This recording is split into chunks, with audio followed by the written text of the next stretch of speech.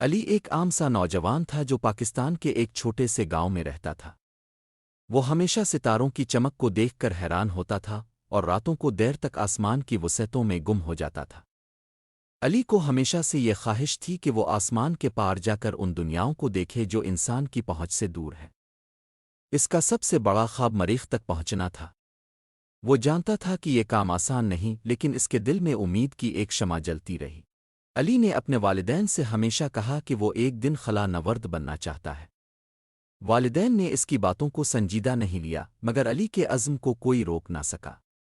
جیسے جیسے وہ بڑا ہوتا گیا، وہ خلا کے متعلق کتابیں پڑھتا رہا اور اپنی تعلیم میں خوب محنت کی۔ اس نے سائنس میں خاص دلچسپی لی اور آخرکار اسکالرشپ حاصل کر کے ایک بڑی یونیورسٹی میں داخلہ لے لیا۔ یونیورسٹی میں علی نے خلا نوردی کے بارے میں زیادہ سے زیادہ سیکھا۔ وہ ہمیشہ رات کو آسمان کی طرف دیکھتا اور تصور کرتا کہ وہ ایک دن وہاں پہنچ جائے گا جہاں انسان نے ابھی تک قدم نہیں رکھا۔ علی کے دماغ میں مریخ کی سرخ مٹی اور اس کے وسیع میدان ہمیشہ گھومتے رہتے تھے۔ ایک دن علی کو خبر ملی کہ عالمی خلائی ایجنسی ایک نئی مشن تیار کر رہی ہے جس کا مقصد مریخ تک انسانی مشن بھیجنا ہے۔ علی کے دل میں خوشی کی لہر دوڑ گئی۔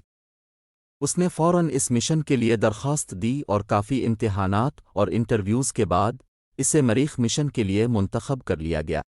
یہ علی کی زندگی کا سب سے خوش کن لمحہ تھا۔ اسے اپنی محنت اور عزم کا صلہ مل گیا تھا۔ مشن کی تیاریوں کا آغاز ہوا۔ علی اور اس کی ٹیم نے مہینوں تک سخت تربیت کی۔ خلا میں زندگی کے بارے میں سیکھا، مشکل حالات میں زندہ رہنے کے طریقے اور مریخ کی سطح پر کام کرنے کی تکنیکیں سیکھیں۔ ان تمام مراحل کے دوران علی نے کبھی اپنے گاؤں اور اپنے والدین کو نہیں بھولا جو ہمیشہ اس کے ذہن میں رہتے تھے۔